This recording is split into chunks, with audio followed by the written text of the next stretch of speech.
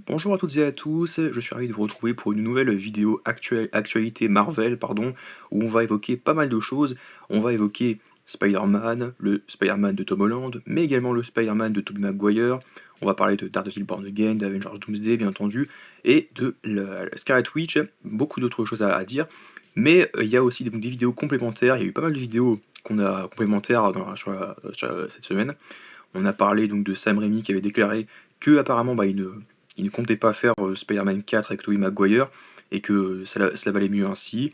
On a parlé donc des Funko Pop qui effectivement ont l'air fausses, mais après peut-être que ça peut être sympa d'avoir que ce soit proche de la réalité, tout en étant pas vraiment je pense qu'on essaie un petit peu de nous amadouer avec ça, mais je pense pas vraiment que ça soit vraiment les vrais modèles des pop pour le film Avengers Doomsday.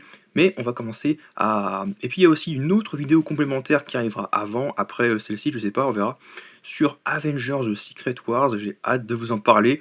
C'est quelque chose que j'ai vu hier avant de me coucher. J'ai vu des petites infos sur les réseaux et je me suis dit oula, faut absolument que je vous partage ça. Beaucoup d'autres l'ont fait certainement, donc beaucoup plus qui sont plus influents. Mais on va quand même évoquer ça dans une vidéo à part.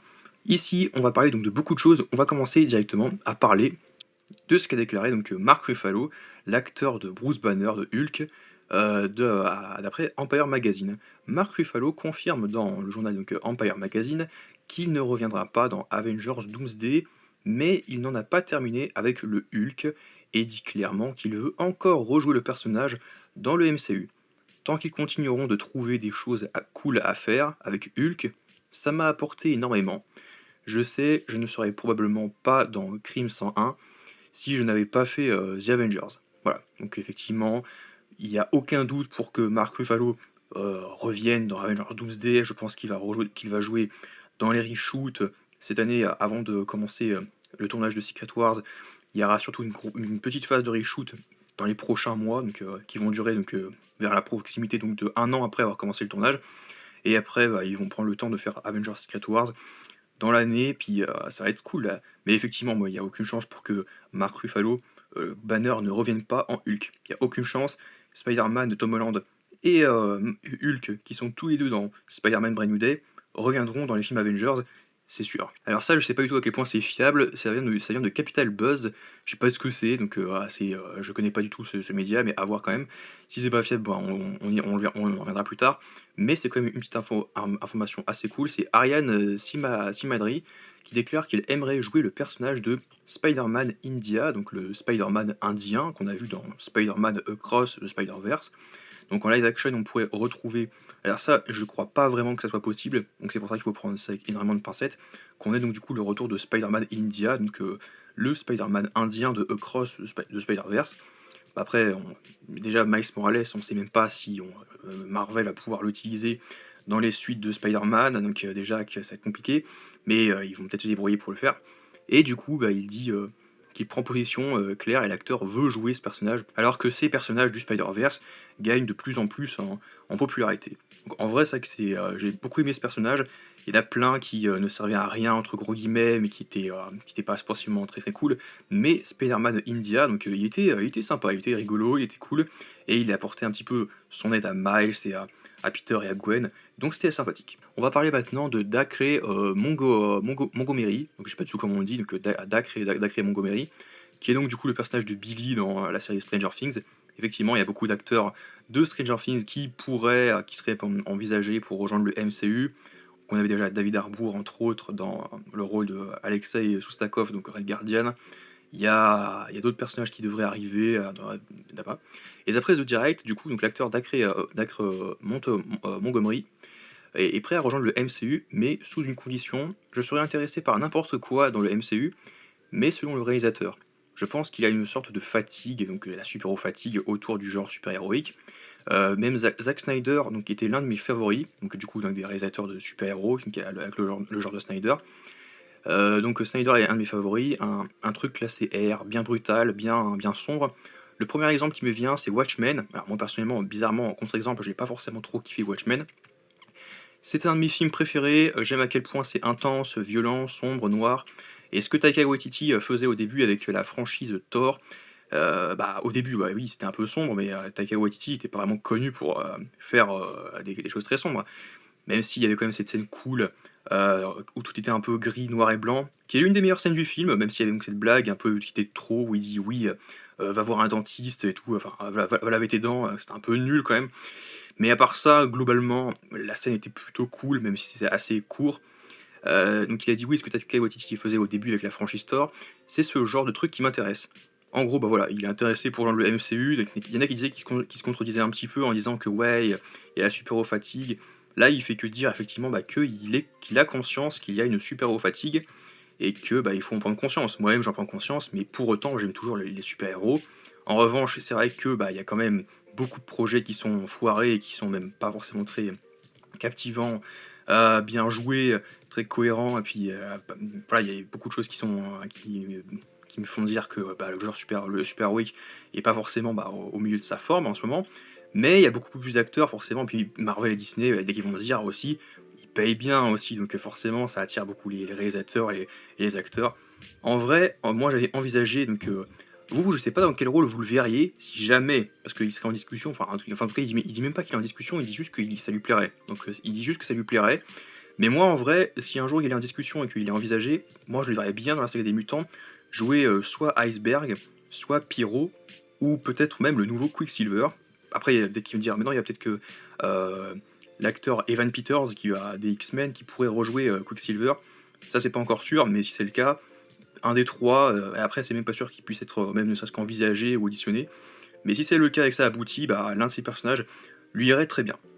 Ensuite, selon Daniel RPK et Alex From CC, le Spider-Man de Tobey Maguire ne serait pas tué dans Avengers Doomsday, ça renforcerait l'idée que son arc important, enfin serait important, et serait gardé même pour Secret Wars.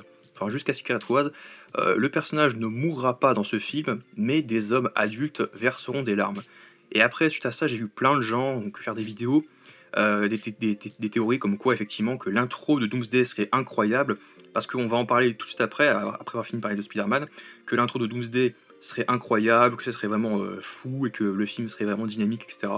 Et tout le monde avait fait des théories comme quoi ça s'ouvrirait sur la terre de Tobey Maguire et que bah, il serait appelé pour évacuer son univers, sa terre d'urgence, pour survivre et avoir un rôle important dans Secret Wars avec les Avengers, et qu'il formerait un trio avec Deadpool et Wolverine, et forcément voir le duo Spider-Man de Tobey Maguire avec le Wolverine de Hugh Jackman, c'est un rêve d'enfant, et il y a de cela encore même pas 3 ans, enfin il y a 3 ans à peine, il y a plus de 3 ans, je n'y croyais pas à ça. Mais depuis qu'il y a eu donc, Ryan Reynolds qui a dit oui, je travaille sur Deadpool et Wolverine, ça dit Hugh de revenir, et il fait oui, bien sûr. Je me suis dit direct, on va avoir à un moment donné dans Avengers, bah, à l'époque c'était The Kang Dynasty et Secret Wars, mais je me suis dit, bon, dans Secret Wars, directement, reste Secret Wars, Tobey Maguire et Hugh Jackman vont se parler, les deux en costume jaune et tout, même s'il a pris cher le costume à la fin, ça va être trop bien. Donc franchement, Toby va être impliqué, et on aura beaucoup d'émotions avec lui, donc à voir si vraiment sa terre va disparaître, mais ça va être cool s'il a un rôle important dans Secret Wars, et qu'il fasse partie des nouveaux Avengers, pour se battre contre Fatalis. Destin Daniel Cretton confirme que Brand New Day aura une tonalité différente, donc un ton différent, des 3 premiers films avec Tom Holland. Il dit que réaliser Spider-Man est l'un des rôles d'une vie pour moi. Spider-Man, c'est clairement quelque chose d'excitant pour moi pour les 2 prochaines années. Tous les créatifs simplifiés voulaient faire quelque chose qui semble différent. Bien sûr, c'est toujours le Spider-Man que tout le monde aime, mais c'est un nouveau chapitre de sa vie, et ce changement de ton était très excitant. Donc il dit oui, il y a un changement de ton, il dit qu'il y a un changement de ton qui est très excitant, et ça semblait vraiment différent, et c'était une expérience extrêmement gratifiante. En gros, ça ressort que du positif, on va avoir un changement de ton, on va vraiment avoir donc Peter qui a gagné en maturité, qui va être badass, qui va être vraiment impliqué dans les situations, et qui va être mûr, quoi. C'est-à-dire qu'il y a moins de choix un peu hâtifs, un peu bébête, parce qu'il était un peu, pas bébête dans la trilogie, mais il faisait quand même souvent les mauvais choix. Et là, je pense que bah, il a dû gagner en maturité, prendre du recul, et prendre les meilleures décisions pour lui et pour ceux qui l'entourent. Et il y aura quand même Alors Escara, donc l'aspect trauma, donc là il n'est plus revenu là-dessus, et d'ailleurs Destiny Creighton n'est jamais vraiment abordé ce sujet, mais en vrai les Scoopers l'ont fait, ils ont dit oui effectivement il y a peut-être du trauma, une remise en question du personnage, une évolution, et pour un prochain film Spider-Man, moi je suis très chaud, je veux vraiment, parce que Tom Holland joue très bien, il mérite vraiment d'incarner un vrai bon Spider-Man, et je pense qu'on va l'avoir, avec Destiny Creighton de son côté qui va être super cool, qui va vraiment. Avec sa patte, avec les mises en scène, il y a quelque chose en plus, une double valeur ajoutée. Là où John Watts était vraiment, il faisait rien quoi. Il était un peu plat, effectivement, tout le monde le dit, il était plat. Après, ce qui est assez cool, c'est que je crois qu'il a dit subtilement que Tom Peter sera fidèle à lui-même, mais qu'en même temps, il va affronter des situations beaucoup plus, pas critiques, mais où il sera amené quand même à gagner en maturité sur le terrain et à prendre du galon. Il va prendre du galon, puis il va évoluer, et il va être badass et tout.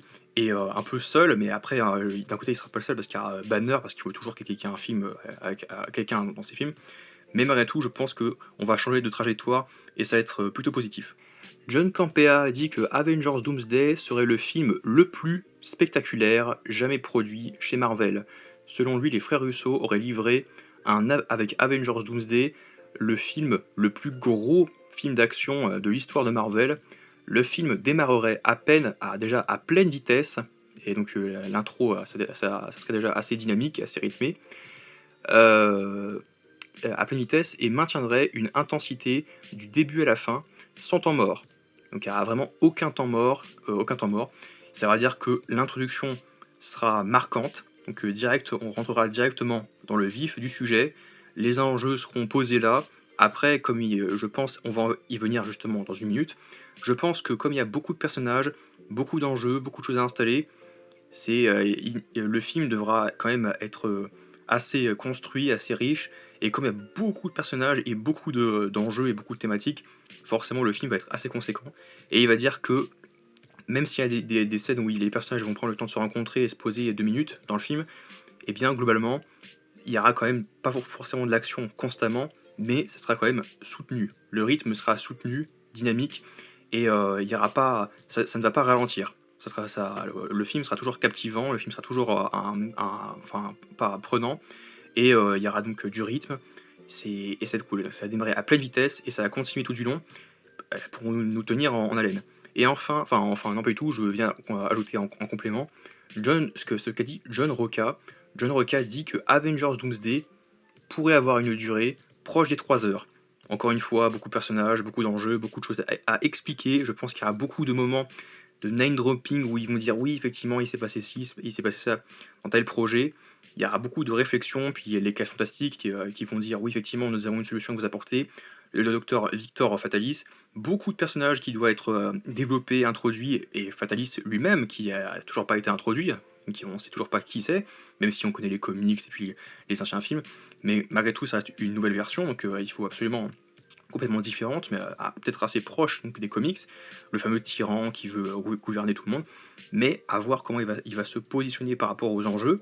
Est-ce qu'il va vraiment aider les personnages à affronter les enjeux, bien qu'il veut les manipuler et puis avoir le pouvoir et malgré tout.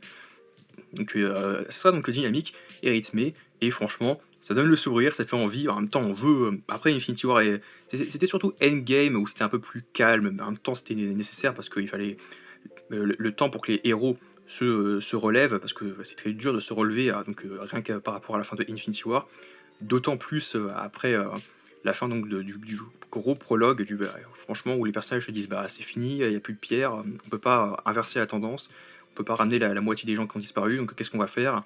On n'a plus qu'attendre notre heure, à vivre, continuer à vivre notre vie d'avant, mais sans eux, sans Peter, sans Sam, sans Bucky, et puis sans les autres, quoi.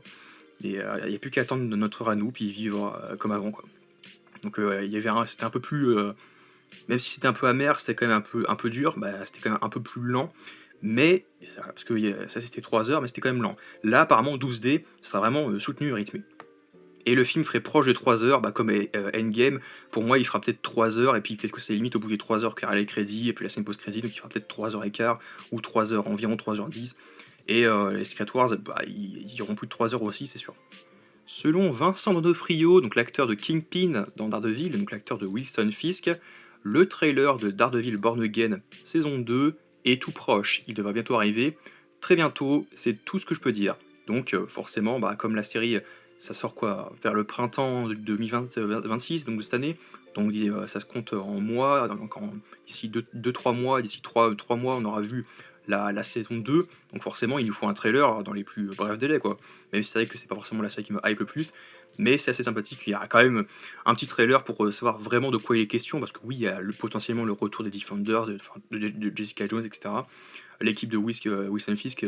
Après, la question qu'on peut se poser, c'est que John Berthold, il tourne dans énormément de projets là. Est-ce qu'il est vraiment dans Born Again? On ne sait pas. Effectivement, je pense que ça sera plus dans Punisher, et que Punisher est un projet parallèle à Daredevil, et ça expliquerait pourquoi il serait pas dans Daredevil. Mais toujours resté sur du Daredevil, le casting de la saison 3 est lancé. Le tournage, lui, est prévu entre mars et juillet 2026. Le casting est géré par Beth Bowling, Kim Misia et Michael Rios.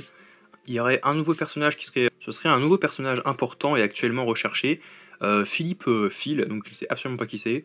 Marvel cherche un homme de 25-29 ans, né et élevé à New York, intelligent, débrouillard, bon fond, doux, loyal, avec ses proches, mais aussi un inspirant gangster avec une rage profonde et instable qui explose si on le pousse trop loin. Voilà, donc je sais absolument pas qui c'est, parce que les comics Daredevil, j'en ai lu aucun, en fait je ne connaissais pas vraiment Daredevil dans les comics, mais donc je ne sais absolument pas qui est Phil. Le côté gangster, le côté rage, impulsif, enfin instable, et qui peut apparaître un peu trop loin, on sent déjà globalement qu'il va être peut-être du côté de Fisk, ou que il va être de son côté à lui, mais en même temps gangster, tu penses directement à Fisk, donc à Kingpin. Mais c'est vrai que j'ai une impression de déjà vu, entre gros guillemets, le côté oui, rage impulsif qui a du mal à se contrôler. On a déjà vu ça un peu partout dans Marvel. Mais après, à voir. Si l'acteur est bien traité, bien casté, bien joué, je sais pas. Je sais pas si ça peut me sortir de la série. Ça dépend ce que ça raconte et comment c'est joué, et voir. Donc je ne connaissais absolument pas ce personnage. Après, en même temps, les personnages, donc les nouveaux associés de Matt, je les connaissais pas du tout non plus. Et enfin, selon Daniel RPK, un projet solo sur Wanda, la Scarlet Witch, serait en développement pour la saga Mutante. Ce qui prouve que le personnage de Elizabeth Olsen, on en avait parlé, donc de Wanda, n'est pas morte. Il y en a qui vont dire oui, mais c'est possiblement une version du passé comme Gamora ou une variante. Après, on aurait quoi qu'il en soit, donc Elizabeth Olsen qui jouerait donc Wanda, donc qui serait la fille de Magneto. Nouvelle preuve que c'est pas cohérent avec l'univers de la Fox, parce que certes Magneto, donc sous la forme de Michael Fassbender, avait une fille, certes il avait des enfants, mais ils ont été tués dans les années 70-80, donc il a eu des enfants, mais ils ont été tués, et après il a plus eu d'enfants et tout, donc voilà, mais il devrait avoir donc Evan Peters qui jouerait donc le frère du coup de Wanda, qui a joué donc Pietro, et Wanda, donc Elizabeth Olsen, qui devrait jouer ce personnage-là. Mais moi je pense que la version du MCU va revenir, parce que ça n'a aucun intérêt de nous refaire une Gamora en mode hey, coucou, c'est toi, mais tu me reconnais pas. Ça serait très lourd, franchement, après ce qui a été installé, ça serait inutile. Et dans la saga des mutants, elle aurait même son propre projet. Donc on sait qu'elle a de l'avenir dans Marvel. Et on va en parler donc d'ici peu. Donc n'hésitez pas à me dire ce que vous en pensez, à aimer, partager, commenter, à vous abonner. Et on se retrouve à très vite pour de nouvelles vidéos sur l'actualité Marvel. On se trouve à très vite pour de nouvelles vidéos sur Avengers. On va faire la vidéo sur Avengers Secret Wars, parce qu'il y a quand même une information assez importante dont on va discuter. Et à très vite.